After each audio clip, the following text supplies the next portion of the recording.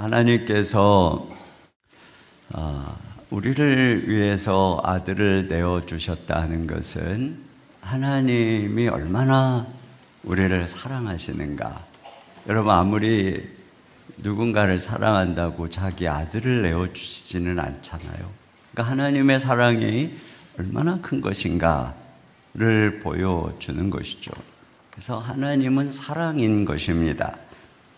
그런데 동시에 하나님께서 우리의 죄를 위해서 당신의 아들에게 모든 저주를 다 퍼부으셨다라고 하는 것은 진정 하나님은 죄를 심판하지 않으시고는 절대 그냥 눈 감아 줄 수 없는 공의로운 하나님이다 하고 하는 것을 우리에게 알려주는 것입니다. 그러니까 십자가는 한편에서는 하나님의 사랑의 성품을, 또 다른 한편에서는 하나님의 공의의 성품을 보여주는 것이죠. 그런데 우리는 처음에 먼저 이 사랑의 하나님을 만납니다. 어린아이가 어려서 자기를 절대적으로 사랑하는 엄마 아빠를 만나듯이 우리도 그렇습니다. 그래서 자녀가 어릴 때는 엄마 아빠가 우리를 사랑한다고만 생각을 합니다. 그러다 보니까 엄마 아빠 말을 잘 안 듣습니다. 그래서 아이들이 가장 사랑스러운 시기인데 또 가장 말썽도 많이 피우고 매도 가장 많이 맞는 때가 그때인 것이죠. 우리도 그렇습니다. 하나님의 사랑만 알고 그분의 공의를, 하나님의 뜻과 성품을 잘 모르면 우리가 하나님을 사랑한다고 하면서도 우리의 삶에는 이 징계의 회초리가 그치지를 않는 것입니다. 그리고 하나님은 사사건건 내 하는 일에 방해하는 분처럼 여겨지는 것이에요. 그러다가 자녀가 점점점 성장하면 할수록 부모님의 뜻을 이해하고 순종하게 되죠. 철이 들어서 부모를 공경하게 되고, 그러면 이 가족 안에는 늘 웃음과 행복이 꽃피웁니다. 여러분, 우리의 신앙생활도 그렇습니다. 우리도 이제 철이 들어서 주님의, 하나님의 성품을 알고 말씀에 귀를 기울이고 이제 그저 나를 위한 하나님이라고만 생각하다가 이제 내가 그 분께 이 사랑으로 순종하기 시작하고 이러면 드디어 신앙생활에 기쁨과 행복이 가득해지는 것입니다. 요한복음 14장 21절을 다 같이 읽어볼까요? 시작. 나의 계명을 지키는 자라야 나를 사랑하는 자니 나를 사랑하는 자는 내 아버지께 사랑을 받을 것이요 나도 그를 사랑하여 그에게 나를 나타내리라. 예, 원래 하나님은, 예수님은 우리를 사랑하세요. 그런데 그 사랑하시는 예수님이 우리가 순종하기 시작할 때 그 사랑을 나타내 보여주신다는 것입니다. 그러니까 마음에서만 있던 사랑이 내가 너를 얼마나 사랑하는 줄 알아? 그리고 정말 그 사랑하는 자녀를 안아주시고 축복해 주시고 싶은 이 하나님의 사랑이 더 이상 징계의 회초리가 아니라 나타나는 거예요. 가시적으로 나타나기 시작하는 것입니다. 그러니까 여러분, 신앙의 성숙은 이렇게 말씀을 듣는 데 있는 것입니다. 그 은혜를 받고 은혜만 머무는 것이 아니라 그 은혜의 목적은 우리가 진리로 나가는 데 있는 것이죠. 그래서 하나님이 쓰시는 사람은 바로 이 말씀을 듣는 사람입니다. 그런데 세월이 지나도 은혜는 붙드는데 진리를 배우고 순종하지 않는다면 하나님은 점점 그 사람에게 하나님은 늘 그 사람에게 얼굴을 굳히고 회초리가 떠나지 않는 거예요. 오늘 하나님은 굉장히 진노하시는 모습으로 나타나시잖아요. 저주라고 하는 말을 2번이나 반복하시면서 이들에게 저주의 경고를 하시는데, 자, 2절 말씀을 우리 다 같이 한번 읽어보겠습니다. 시작. 만군의 여호와가 이르노라. 너희가 만일 듣지 아니하며 마음에 두지 아니하여 내 이름을 영화롭게 하지 아니하면 내가 너희에게 저주를 내려 너희의 복을 저주하리라. 내가 이미 저주하였나니 이는 너희가 그것을 마음에 두지 아니하였음이라. 네, 저주가 3번이 나오네, 3번. 여러분, 그러면 지금 여기서 왜 하나님이 이들을 이렇게 저주한다고 하시느냐? 자, 그게 지금 바로 그거예요. 2절 상반절 다시 한번 상반절만 읽어봅니다. 시작. 만군의 여호와가 이르노라. 너희가 만일 듣지 아니하며 마음에 두지 아니하여 내 이름을 영화롭게 하지 아니하면. 네, 그러니까 그들이 말씀을 듣지 않았고 그걸 또 마음에 두지 않았고, 그래서 하나님의 이름을 영화롭게 하지 않은 것입니다. 그러니까 우리가 앞에서 이미 보았던 것처럼 이 제사장들이 제사를 더럽게 하고 제사를 경멸하고 멸시했던 이유가 어디에 있느냐? 그걸 얘기하는 거예요. 그들 명백히 하나님의 말씀에 그렇게 하지 말라고 돼 있잖아요. 그런데 제사장이 되어서도 하나님 말씀이 있는데 그 말씀을 듣지도 않고 마음에 두지도 않고 순종하지도 않은 것이죠. 그러니까 이들의 우리가 이제까지 살펴보았던 제사의 실패는 표면적 증상이고 근본 원인은 어디에 있는 것이었느냐? 말씀에서 멀어져 있었던 것이에요. 진리에서 멀어져 있는 것입니다. 이와 같이 하나님의 말씀, 진리를 떠나서 듣지 않는 그들에게 하나님이 3가지 저주를 말씀을 하세요. 첫째로는 뭐냐면은 이 제사장들입니다. 이들 지도자들에게 너희의 복을 저주하리라 이렇게 얘기합니다. 2절 중반절 같이요. 시작. 내가 너희에게 저주를 내려 너희의 복을 저주하리라. 네, 여기 너희의 복을 저주한다고 하는데 이것은 1차적으로 이 제사장들의 축복권을 이야기하는 것입니다. 제사장에게는 3대 직분이 있는데, 자, 우리가 어제 살펴본 제사, 그리고 오늘 오늘 살펴보는 율법, 그리고 또 하나가 축복권입니다. 축복권. 이 제사장은 백성을 축복하라고 하나님이 말씀하셨고, 너희가 축복하면은 내가 들어주겠다 이렇게 약속하셨어요. 민수기 6장 22절로 27절을 우리 한번 다 같이 읽어보겠습니다. 시작. 여호와께서 모세에게 말씀하여 이르시되 아론과 그의 아들들에게 말하여 이르기를 너희는 이스라엘 자손을 위하여 이렇게 축복하여 이르되 여호와는 내게 복을 주시고 너를 지키시기를 원하며 여호와는 그의 얼굴을 내게 비추사 은혜 베푸시기를 원하며 여호와는 그 얼굴을 내게로 향하여 드사 평강 주시기를 원하노라 할지니라 하라. 그들은 이같이 내 이름으로 이스라엘 자손에게 축복할지니 내가 그들에게 복을 주리라. 네, 그러니까 백성들에게 복을 주시기 위해서 하나님은 제사장이 먼저 축복하게 하시고 그를 통해서 축복하시는 것입니다. 여러분, 한나가 이 자식이 없고 격동당해서 원통해서 성소에서 그렇게 기도할 때 대제사장 엘리가 그 사정을 듣고 이렇게 축복을 하죠. 사무엘상 1장 17절입니다. 시작. 엘리가 대답하여 이르되 평안히 가라. 이스라엘의 하나님이 내가 기도하여 구한 것을 허락하시기를 원하노라 하니. 네, 이 원하노라, 이게 이제 이 일상적인 제사장의 기원, 축복의 기원 형식인 것이에요. 그걸 축복한 거예요. 그랬더니 정말 하나님께서 한나가 간구한 대로 사무엘 아들을 주신 거예요.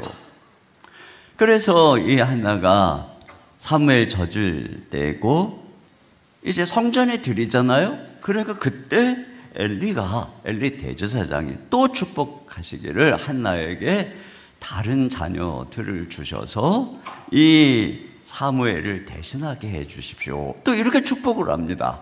그랬더니 어떤 일이 일어났어요? 사무엘상 2장 21절입니다. 시작. 여호와께서 한나를 돌보시사 그로 하여금 임신하여 세 아들과 두 딸을 낳게 하셨고. 네, 이와 같은 것이죠. 그러니까 하나님께서는 당신의 백성을 축복할 때 이와 같이 제사장을 통해서 축복을 하시. 이것이 바로 제사장의 권위였어요. 권위. 그를 통해서 복을 주시니 얼마나 제사장이 높임을 받겠습니까? 그런데 이것이 제사장의 무슨 마술적인 자동 장치가 아닌 것입니다.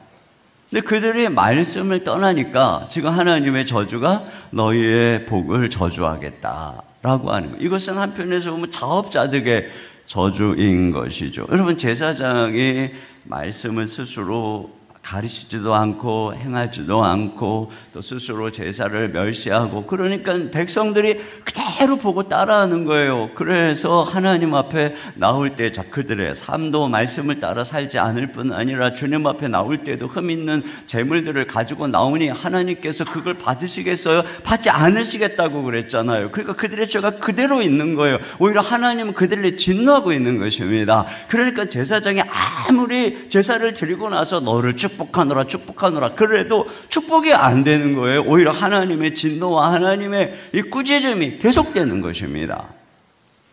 그러니 제사장이 근본적으로 복을 가지고 왔어야 하는 제사장이 지금 저주를 가지고 오고 있는 것이죠. 이런 제사장을 누가 좋아하겠습니까?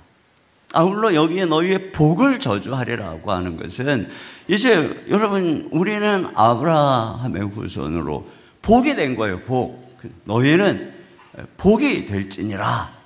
우리가 그러면서 복의 통로가 되겠다고. 이게 바로 제사장 나라의 축복으로 우리의 존재인 것입니다.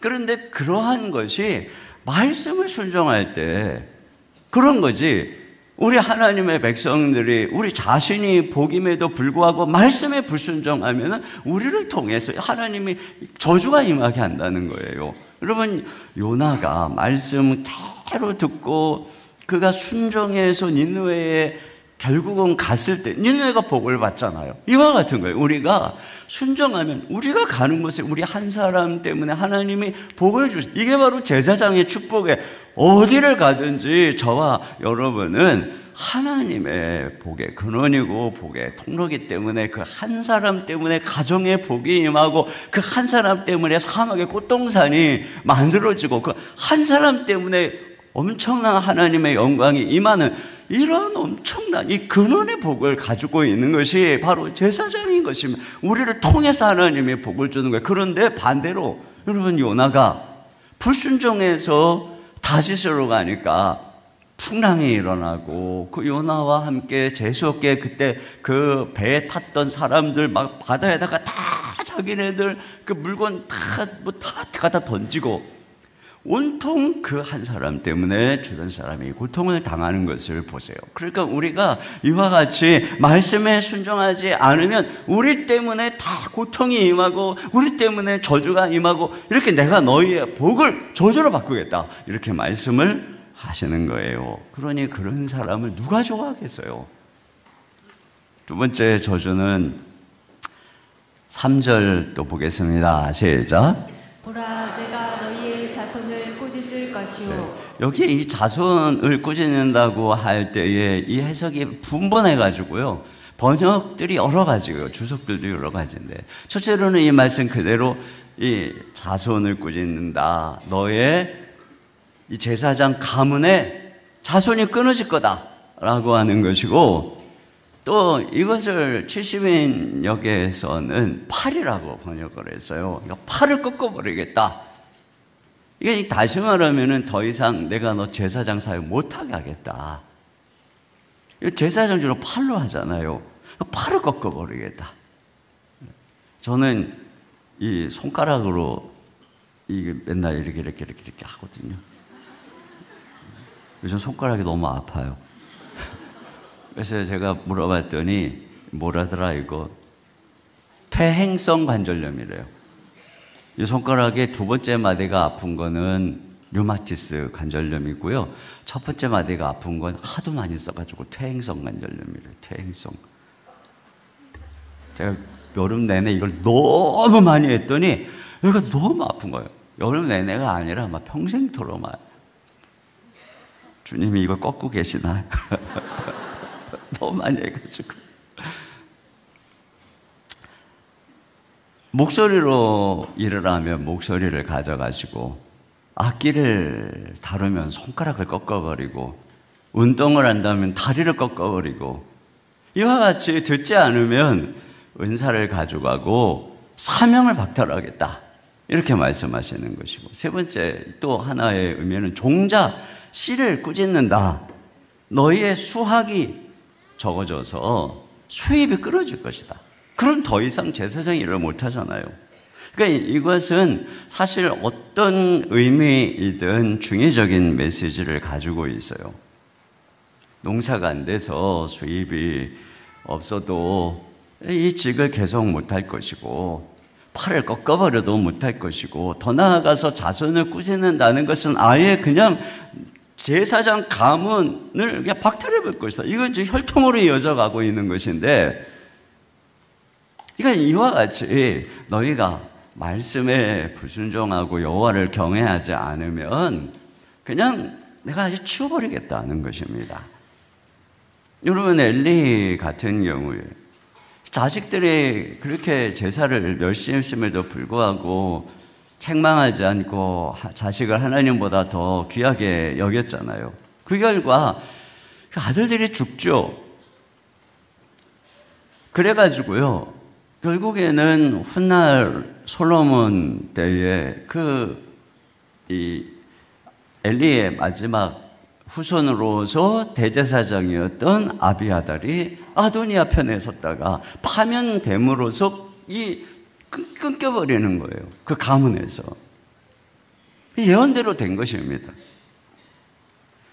그리고 이제 오늘 본문에 나타나는 이 제사장들은 이제 사독 계열의 그 뒤를 이어서 이제 사독이 대제사장이 되는데, 그러니까 이들은 알고 있는 거죠. 아, 옛날에 엘리 가문이 이렇게 하나님을 멸시하다가 그냥 가문에서 끊겨버렸어. 그래서 이제 우리가 이 사독 계열의 후손인 우리가 이 길을 이어가고 있는 거야.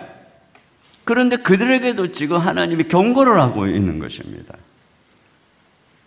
그럼에도 불구하고 이들이 이렇게 타락을 해서 결국은 사독 계열의 제사장 가문도 기원전 2세기경에 축출되고 피살됨으로써 막을 내립니다. 그리고 나중에 성전이 파괴되고 제사 제도가 물리적으로 종료되고 성전이 불타면서 대제사장의 족보 기록도 소실되고 이제는 정통성 검증도 불가해지고, 그렇게 수천 년이 흐르면서 다 끊어져 버린 거예요. 물론 예수님 안에서 종료됐지만 다 이와 같이 타락해서 사명이 박탈된 것입니다. 이와 같이 하신다는 것이고, 세 번째 저주는 뭐냐면은, 자, 한번 3절 읽어보겠습니다. 자, 시작. 죄송합니다. 그러니까 그거예요. 얼굴에 똥을 바르고 그것과 함께 제해버리겠다, 이렇게 말씀을 하고 있어. 얼굴에 똥을 바르고. 여러분, 이 희생 제사를 드릴 때에는 그것을 잡을 때 이 내장과 함께 이 배설물을 진 밖에 갖다 버립니다. 그런데 그 배설물, 그 희생의 제물에서 나온 똥을 제사장의 얼굴에 이렇게 발라버리고, 너도 같이 내가 진 밖에 내다버리겠다, 이렇게 말씀을 하시는 것입니다. 이것은 공적인 수치의 극적인 표현인 것입니다. 하나님의 이름을 거룩하게 해야 되는 제사장이 그 이름을 멸시하니까 하나님이 내가 너희를 멸시하고 아주 수치스럽게 하겠다. 사무엘상 2장 30절 하반절 다 같이요. 시작. 나를 존중히 여기는 자를 내가 존중히 여기고 나를 멸시하는 자를 내가 경멸하리라. 네. 하나님을 가까이 하는 백성들, 특별히 이 제사장들이 하나님을 경외하지 않는 것은 하나님은 절대로 참지 않는 것입니다. 그래서 그들의 얼굴에 똥칠을 해서 세상의 구경거리가 되게 만드신다는 거예요.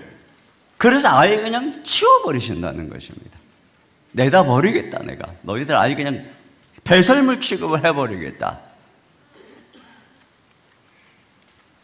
여러분, 이 백성들과 제사장들은 이미 바벨론으로 끌려가는 가운데 이 엄청난 저주를 받은 바 있는 그 기억을 갖고 있어요. 그래서 온 열방이 흩어져서 얼마나 그들이 치욕을 당했는지 모릅니다. 그럼에도 불구하고 변화되지 않으니까 결국은 끊임없는 공격과 이 이후에 계속되는 그 환란을 당하다가 결국은 AD 70년에 완전히 무너짐으로써 이 부패한 제사장들이 치워져 버린 것이에요. 하나님 치워버렸어요, 아예. 예수님을 십자가에 못 박으면서 자기의 명예와 영광만을 위했던 그들을 아예 그냥 싹 치워버린 것입니다. 우리가 하나님을 가까이 섬기는 것은 놀라운 특권입니다. 교회 안에서 직분을 받아서 중요한 역할을 하게 되는 것은 영광스러운 일입니다. 그런데 그 직분이 더 중요한 자리에 있을수록 하나님은 이 사람이 자꾸 과연 하나님의 영광을 위해서 일을 하고 있는지 아니면 자기의 이름과 명예에 민감한지를 유심히 보고 계시다가 그가 교회를 더럽히면 이제 결과적으로 그의 직분은 명예가 아니라 수치가 되어버리는 것입니다. 그러니까 여러분, 우리가 교회에서 자꾸 무슨 직분의 자리에 앉는 것만 좋아하지 말고 이게 지금 얼마나 위험한 자리에 있는가를 항상 인식해야 되는 것이에요.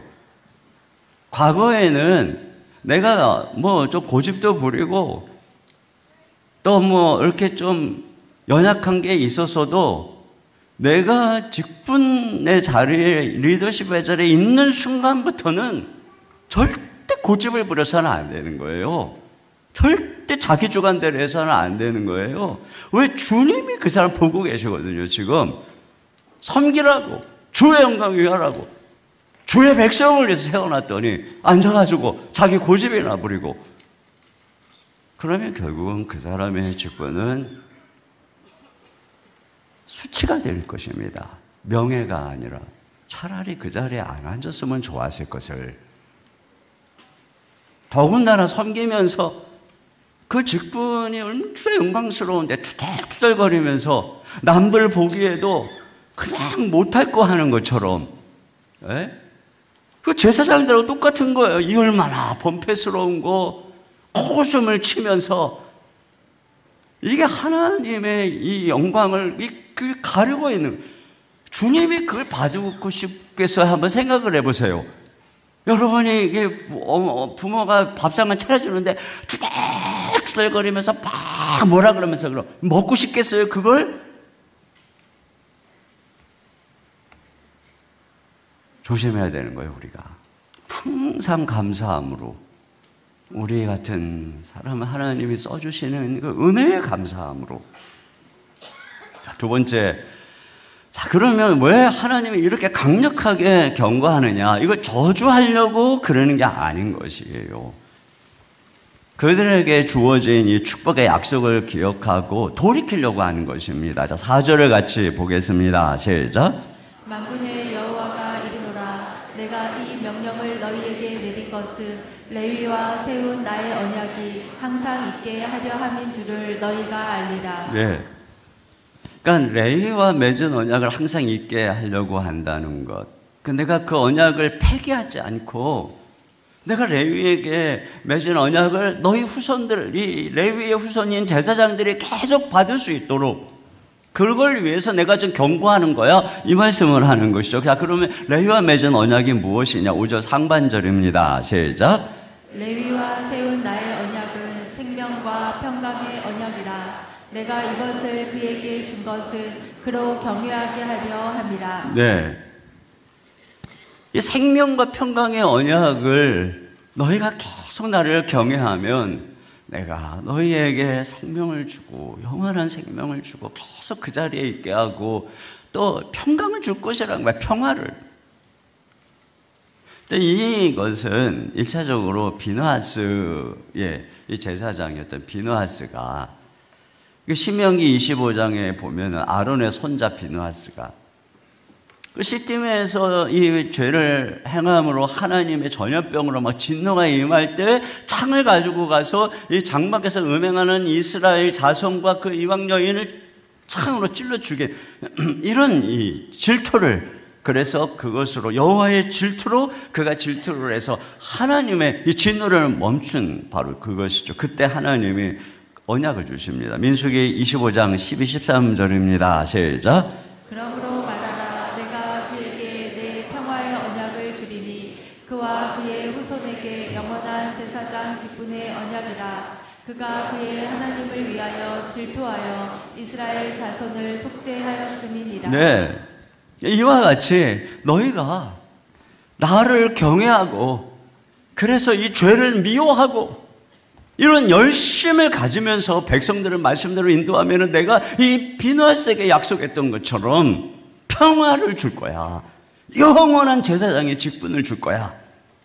이렇게 하신다는 것입니다. 여러분, 계명 중에서 또 약속이 있는 계명이 있습니다. 부모를 잘 섬기면 장수하고 땅에서 오래오래 잘 되고 장수할 거라는 약속인 거죠. 이와 같이 하나님을 경외하는 인물을 가진 이 레위 자손들에게, 이 제사장들에게 특별한 약속을 주신 거예요. 그래 너희가 정말 나를 그와 같이 말씀대로 순종하며 경외하면은 내가 너에게 평화를 줄 거야. 내가 너희에게 이 생명을 줄 거야. 너희가 영원히 이 직분을 감당할 수 있게 해줄 거야. 바로 그 약속을 기억하라는 것이죠. 이것은 또한 이 출애굽 시의 금송아지 사건 때 레위인들이 여호와의 편에 섰던 그 열심을 떠올리게 하는 것입니다. 그때 이 금송아지 섬기고 하나님이 진노했을 때 모세가 여호와의 편에 있는 사람은 내게로 나와라 그랬더니 다 레위인들이 나왔어요. 출애굽기 32장 26절입니다. 시작. 이에 모세가 지 문에 서서 이르되 누구든지 여호와의 편에 있는 자는 내게로 나아오라 하며 레위 자손이 다 모여 그에게로 가는지라. 네, 그러면서 지금 금송아지 우상 숭배한 자들은 그가 형제든 친구든 이웃이든 칼로 죽여라 이렇게 얘기를 합니다. 그랬더니 자 28절 29절입니다. 시작. 레위 자손이 모세의 말대로 행하매 이날에 백성 중에 3,000명 가량이 죽임을 당하니라. 모세가 이르되 각 사람이 자기의 아들과 자기의 형제를 쳤으니 오늘 여호와께 헌신하게 되었느니라. 그가 오늘 너희에게 복을 내리시리라. 네, 이들이 지금 자기 아들과 자기 형제를 칼로 쳤다는 거예요. 그래서 나중에 모세가 신명기 마지막 부분에 이 레위인들의 신실함을 칭찬하며 축복하는데 여러분 한번 세 번역으로 신명기 33장 9절 말씀을 다 같이 읽어보겠습니다. 시작. 그는 자기의 부모를 보고서도 그들을 모른다고 하였고 형제 자매를 외면하고 자신마다 모르는 채 하면서 주님의 계명에 순종하였으며 주님의 언약을 성실하게 지켰습니다. 네, 이게 바로 레위인들이 가지고 내려온 이들의 지금 조상들의 일이라는 것입니다. 이 엘리가 자기 자식보다 하나님보다 자기 자식을 더 귀하게 여기며 멸시했던 건 전혀 다른 혈연, 관계, 이걸 완전 초월해서 하나님 말씀에 절대적 충성을 한 것이죠. 그때 모세가 이렇게 또 축복을 합니다. 11절 다 같이 보겠습니다. 시작. 여호와여 그의 재산을 풍족하게 하시고 그의 손의 일을 받으소서. 그를 대적하여 일어나는 자와 미워하는 자의 허리를 꺾으사 다시 일어나지 못하게 하옵소서. 네, 이와 같이 하나님 편에 절대적으로 붙어서 그 누구보다 완전히 하나님께 충성하는 열심을 가진 사람이 레위인 제사장들이었고 그들을 향해서 축복을 하는 것입니다. 너희들이 이런 명문 가문의 조상들의 신앙의 유산을 가진 자들이다. 그 얘기예요. 그걸 이어가야 된다. 안타까운 것은 이러한 경고에도 불구하고 그들은 멸망의 길로 간다는 것이죠. 여러분, 이것이 인간의 타락한 죄성이에요. 한편에서는 지금 저주로 경고를 했어요. 너희가 말씀대로 안 하면 이와 같은 저주를 받는다. 또 다른 면에서는 축복의 약속을 하셨어요. 만약에 너희가 순종하면 너희 조상들처럼, 너희 조상 비나하스들 레위처럼 복을 받는다. 저주로 경고하고 축복으로 약속하고, 그럼에도 불구하고 그들은 변화되지 않았어요. 신명기의 말씀이 그거잖아요. 말씀에 순종하면 내가 복을 내리겠다. 그러지 않으면 저주를 받을 것이다. 그런데 결국은 다 말씀을 떠났습니다. 그래서 저주를 받는 것이죠. 안타깝습니다. 이 안타까움은 결국은 이 말라기의 마지막 문을 이렇게 닫는 것이고, 이것은 우리로 하여금 장차 오실 구원자를 바라보게 하시는 거예요. 그러면 이러한 우리의 죄성과 딜레마를 예수님은 어떻게 해결하셨을까요? 자, 첫째로 예수님은 우리 대신 이 모든 저주를 담당하셨어요. 먼저 여기 너희의 복을 저주하리라 그랬는데, 예수님은 우리에 의해서 저주를 받으시고 우리에게 복을 주신 분이에요. 이 갈라디아서 3장이 바로 그대로 나오는데요. 3장 13절 상반절입니다. 시작. 그리스도께서 우리를 위하여 저주를 받은 바 되사 율법의 저주에서 우리를 속량하셨으니 기록된 바 나무에 달린 자마다 저주 아래에 있는 자라 하였습니다. 네, 그래서 어떻게 했느냐? 아브라함의 복이 우리에게 미치게 한 것입니다. 14절 시작. 이는 그리스도 예수 안에서 아브라함의 복이 이방인에게 미치게 하고, 네, 저주받을 수밖에 없는 영원한 지옥으로 갈 수밖에 없는 이방인들이었어요. 그 죄 때문에. 그러나 예수님이 대신 저주를 받음으로 우리가 아브라함의 복을 이어받은 것입니다. 우리가 복의 근원이 되고 우리가 가는 곳마다 제사장 나라에 이 축복을 받은 거예요. 또 여기 제사장 가문이 끊어지는 저주 대신에 예수님이 산자의 땅에서 끊어지셨습니다. 이사야 53장 8절입니다. 시작. 그는 곤욕과 신문을 당하고 끌려갔으나 그 세대 중에 누가 생각하기를 그가 살아있는 자들의 땅에서 끊어짐은 마땅히 형벌받을 내 백성의 허물 때문이라 하였으리요. 네. 그래서 주님이 우리 대신 끊어지시고 우리를 영원한 제사장 나라로 삼으신 것입니다. 요한계시록 5장 10절입니다. 시작. 그들로 우리 하나님 앞에서 나라와 제사장들을 삼으셨으니 그들이 땅에서 왕 노릇하리로다 하더라. 네, 그 다음에 똥을 얼굴에 발라서 내다버리는 이 수치, 저주도 주님이 담당하셨습니다. 그래서 예수님은 십자가에서 가장 큰 모욕과 수치의 저주를 받으시고 결국은 그 수치를 짊어지시고 성문 밖에서, 진 밖에서 고난을 받으시고 버림을 당하신 것입니다. 우리 대신 치욕과 모욕을 대신 짊어지시고 버려진 것이죠. 그렇기 때문에 우리는 예수 그리스도의 은혜 속에서 이 주님의 은혜의 성소에 들어감을 입었습니다. 우리의 얼굴이 똥칠을 해서 완전히 수치스러워야 되는 이 죄인의 얼굴을 우리 하나님께서는 결국은 이 예수님의 형상으로 점점 영광스럽게 변화되도록, 그래서 그렇게 빛나는, 너희는 세상의 빛이다. 예수님의 빛을 반사하는 별처럼 빛나는 그런 존재가 돼서 사람들이 그 빛을 보고 하나님께 나오는 그런 존재가 될 것이다. 사람들이 너희를 통해서 너희를 손가락질하고 이러는 존재가 아니라 너희가 빛나게 될 것이다. 이렇게 약속을 해 주신 것이죠. 여러분, 예수 그리스도 안에서 저주는 사라졌어요. 그러나 여러분 꼭 기억해야 되는 것은 우리 대신 하나님의 아들을 저주하신 하나님의 공의는 사라진 것이 아닙니다. 하나님이 우리를 너무 사랑하시기 때문에 은혜를, 아들을 대신 죽이시는 은혜를 베푸신다면 공의의 하나님이시기 때문에 우리를 진리로 인도하고 가르치는 것이죠. 그러니까 은혜에는 목적이 있는데 그 목적은 진리인 것입니다. 그래서 우리가 진리를 쫓지 않는 은혜를 추구하면 하나님의 징계에 맞닥뜨리게 되는 것이에요. 왜냐하면 우리를 사랑하시기 때문에 절대로 그냥 두지 않는 것이죠. 그래서 순종을 배우지 않으면 여기에 있는 이 저주들이 사랑의 매가 돼서 우리를 통해서 고통이, 가정의 고통이 임하고 재능을 거둬가고 수입이 줄어들고 자녀가 아프고 수치당하는 일들이 벌어지는 거예요.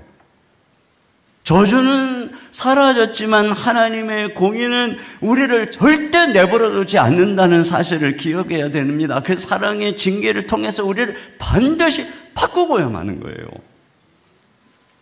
그러니까 우리가 이 은혜 안에서 부지런히 그 주님이 은혜를 먼저 베푸는 것은 자의로 무서워서가 아니라 자의로 마음에서부터 변화돼서 그분을 사랑하고 순종하라고 하는 거예요.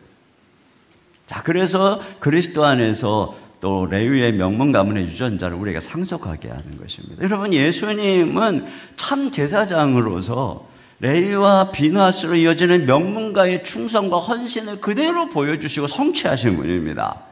예수님을 마가복음 3장 35절 다 같이요. 시작. 누구든지 하나님의 뜻대로 행하는 자가 내 형제요 자매요 어머니이니라. 네, 레위의 전통을 그대로 성취하고 계시는 거예요. 또 예수님은 성전에서 장사하는 자들을 채찍으로 내쫓으셨어요. 이에 대해서 요한복음 2장 17절 시작. 제자들이 성경 말씀에 주의 전을 사모하는 열심히 나를 삼키리라 한 것을 기억하더라. 네, 예수님은 비나스보다 더 열정적인, 원래 이 성전은 이 제사장 담당이거든요. 하나님을 향한 열정과 질투를, 그 집을 향한 열정을 가지고 있었습니다. 더군다나 성전을 더럽히고 하나님을 멸시하는 제사장, 사두개인, 바리새인, 율법사들과 맞서서 그들을 책망하고 그러시다 결국 예수님 돌아가신 거예요. 이처럼 제사장이신 예수님은 레위 가문의 유산을 계승하고 계신 것이죠. 물론 예수님은 유대인으로서 멜기세덱의 반차를 쫓으신 분입니다. 그러나 그래서 모든 지파를 초월해서 제사장이 되신 예수님, 인간 제사장의 모든 걸 다 포함하여 대표하고 계시는 것이죠. 그렇기 때문에 여러분, 우리는 단순한 제사장이 된 것이 아니라 그 예수님 안에서 너희가 제사장이다 할 때는 이 레위 가문에 심겨진 유전자, 그들의 경외, 그들의 이 진리의 명문가의 DNA가 우리에게 예수님을 통해 심겨진 것입니다. 여러분, 이러한 정체성을 가져야 돼요. 우리가 이런 존재예요. 남들 얘기가 아니라 내가 이런 존재인 것입니다. 제가 아는 어느 목사님은 어렸을 때 아버지가 금식을 하다가 돌아가셨는데 이분이 늘 뭐라 그러냐면은 자기는 늘 하나님 나라 상위 군인의 자녀다. 이런 이 프라이드를 가지고 늘 그게 있는 거예요. 또 아주 열심히 특심인 어느 목사님도 자기의 손주 중에 순교자가, 할아버지가 계신 것입니다. 그래서 늘 나는 이 순교에 비해 부끄럽지 않겠다. 여러분, 이처럼 우리가 이런 DNA, 예수 그리스도 안에서 지금 이들에게 말하는 레위의 언약에 우리하고 뭔 상관이 있나? 그게 아니에요. 이게 우리의 DNA인 거예요. 예수님 말씀. 우리가 제사장이니까 우리 안에 이런 충성이 있는 거예요. 이런 열심이 있는 것입니다. 그래서 여러분, 우리에게 이런 열정을 요청하는 거예요. 예수님이 마태복음 10장 37절 다 같이요. 시작. 아버지나 어머니를 나보다 더 사랑하는 자는 내게 합당하지 아니하고 아들이나 딸을 나보다 더 사랑하는 자도 내게 합당하지 아니하며. 네, 그러니까 우리가 바로 이 레위의 전통을 따르는 그런 제사장이 되라, 그거예요. 또 야고보서 4장 5절입니다. 시작. 너희는 하나님이 우리 속에 거하게 하신 성령이 시기하기까지 사모한다 하신 말씀을 헛된 줄로 생각하느냐. 네, 세상과 버타면 질투하시는 성령님이 우리 안에 거하시는 거예요. 여러분, 하나님의 질투로 질투하는 영이 우리 안에 계시다는 것은 바로 이 비나스의 유전자가 성령으로 말미암아 우리에게도 있는 것입니다. 그래서 바울은 뭐라 그러냐? 고린도서 12장 2절입니다. 시작. 내가 하나님의 열심으로 너희를 위하여 열심을 내노니. 여기 열심은 질투예요. 내가 하나님의 질투로 너희를 위해서 질투하고 열심을 내는데, 그래서 뭐라 그러냐, 너희 성도들이 거룩한 처녀로 하나님 앞에 중매되길 내가 힘쓴다는 거예요. 성도들이 세상과 벗하고 짝할 게 이걸 막 질투하는 거예요. 그래서 열심을 내서 그들을 하나님 앞에 순결한 신부로 드리기 위해서 내가 열심을 내고 있다. 여러분, 우리에게 이런 질투가 있어야 되는 거예요. 우리가 영적인 제사장이라고 하는 거죠. 여러분이 직분이 있든 없든 우리는 다 하나님 앞에서 그런 제사장으로 부름을 받았기 때문에 내 주변의 사람들이 세상과 벗하는 것에 대해서 거룩한 질투를 가져야 돼요.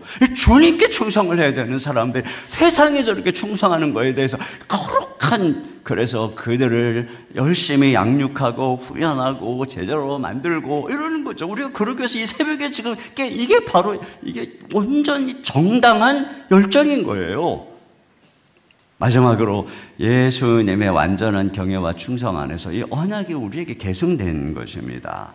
여러분, 이들은 경고대로 순종하지 못해서 레위 언약의 축복을 잃어버렸어요. 언약은 폐지되었습니다. 그러나 예수님은 완전한 순종과 충성으로 언약을 개선시켜 주신 거예요. 그래서 여러분, 우리에게 이것이 그대로 있는 것입니다. 이들의 이 헌신과 이들의 열정과 이 말씀 안에서 이 열정을 보시고 하나님이 레위의 언약을 주시고 축복해 주신 그것이 그대로 오늘날 우리에게.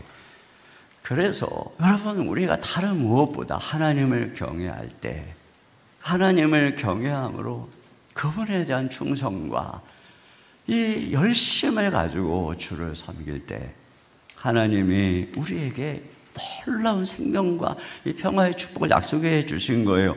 여러분이 특별히 우리가 하나님을 경외하면서 걸어가는 것에 대한 이 축복에 대해서 잠언 말씀이 참 귀한 것들을 전해주는, 마지막으로 같이 한번 읽어보고 오늘 마무리하겠습니다. 자, 잠언 3장 1절 2절 먼저 보겠습니다. 시작. 내 아들아, 나의 법을 잊어버리지 말고 내 마음으로 나의 명령을 지키라. 그리하면 그것이 내가 장수하여 많은 해를 누리게 하며 평강을 더하게 하리라. 네, 두 번째 3, 4절입니다. 시작. 인자와 진리가 내게서 떠나지 말게 하고 그것을 내 목에 매며 내 마음판에 새기라. 그리하면 내가 하나님과 사람 앞에서 은총과 기준이 여김을 받으리라. 그 다음에 5, 6절 시작. 너희 마음을 다하여 여호와를 신뢰하고 내 명철을 의지하지 말라. 너는 범사의 그를 인정하라. 그리하면 내 길을 지도하시리라. 7, 8절 시작. 스스로 지혜롭게 여기지 말지어다. 여호와를 경외하며 악을 떠날지어다. 이것이 내 몸에 양약이 되어 내 골수를 윤택하게 하리라. 9절 10절 시작. 내 재물과 내 소산물에 처음 익은 열매로 여호와를 공경하라. 그리하면 내 창고가 가득히 차고 내 포도즙 틀에 새 포도즙이 넘치리라. 예, 제가 예전에 부목사로 아주 오래전이죠, 섬겼던 교회에 한 장로님이 계셨어요. 그리고 장로님은 정말 주님께 목숨이라도 드릴 만큼 헌신적인 분이셨어요. 그분이 젊을 때 그 개척교회가 시골에 있는 교회가 건축을 해야 되는데 돈이 모자라니까 이분이 온갖 이제 열심을 하다가 생각을 했어요. 내가 눈이 2개니까 눈 하나를 팔아서 건축원금을 해야 되겠다. 그 한가를 간 겁니다. 저희 눈 하나를 팔겠습니다. 왜 멀쩡한 눈을 팔려고 그러냐? 안과의사 물어보니까 이 자체적으로 얘기한 거예요. 내 건축하는데 눈 하나를 빼서 팔아야 되겠다고.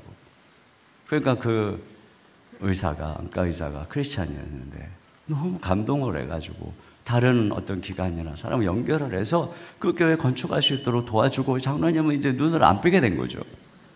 근데 이분이 그런 마음으로 섬기는 거야, 교회를. 얼마나 열정적으로 섬기는지. 언젠가 같이 수련회를 갔는데 장로님이 막 우리도 같이 이제 부목사님들랑 막 일하다 우통을 딱 벗었어요. 와, 몸매가 피부와 살결과 이 몸매가 20대 청년이야. 우와. 그 당시에 60대도 넘으셨는데, 와, 제가 정말, 야, 하나님을 경외하는 사람을 하나님이 이렇게 지켜주시는구나. 네? 여러분, 하나님을 경외하세요. 여호수아와 갈렙에게 뭐라 그랬어요? 하나님 경외하고 다른 사람 뭐라 그래도 하나님 경외하니까 네 그 믿음대로. 그래서 갈렙이 85세가 돼도 내가 40대나 그때나 이 건강이 힘이 동일하다, 이거죠. 건강 비결, 여러분, 하나님을 경외하는 것인 줄로 믿습니다. 피부 미용의 비결, 하나님을 경외하는 것인 줄로 믿습니다. 네, 우리 시간에 같이 일어나서 우리 같이 찬양 드리게, 말씀 앞에서 경외함으로 주께 홀로 섭니다. 생명의 말씀 읽고 순종해 주를 예배합니다. 우리 같이 찬양 드리겠습니다.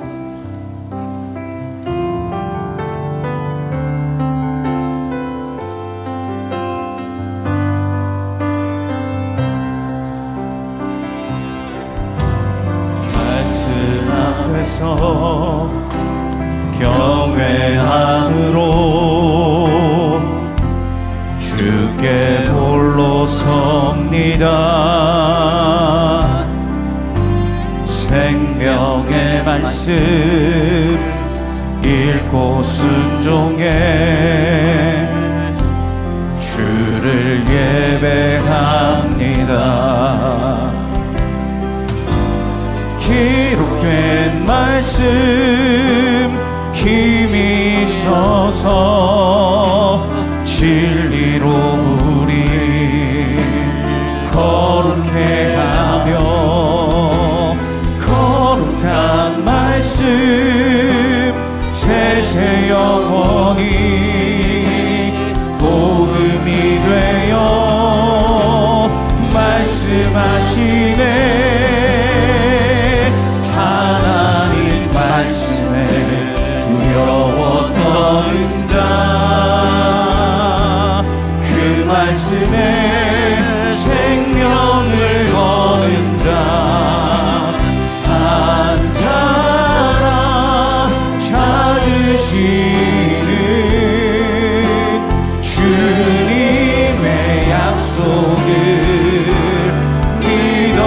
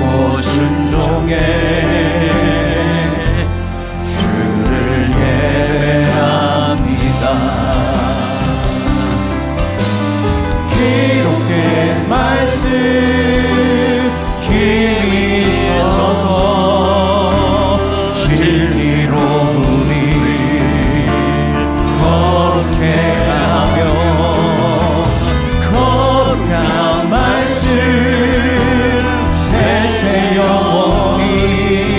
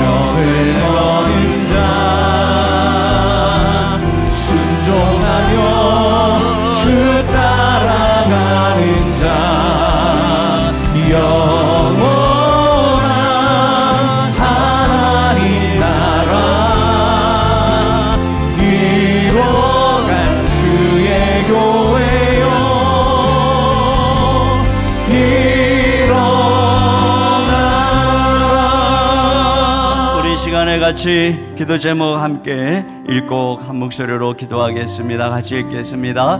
하나님의 말씀을 듣고 순종하며 하나님을 경외함으로 복의 통로로 쓰임받는 삶을 살게 하소서. 아멘. 하나님을 향한 열심과 경외를 통해 생명과 평강의 언약을 받아 누리게 하소서. 아멘. 예수님의 완전한 순종과 충성으로 우리를 위해 이루신 일을 믿고 레위의 언약과 충성의 유산을 계승하여 복을 누리며 끼치는 삶을 살게 하소서. 아멘. 오늘 말씀을 기억하면서 주여 한번 부르시고 다 같이 한 목소리로 기도하겠습니다. 주여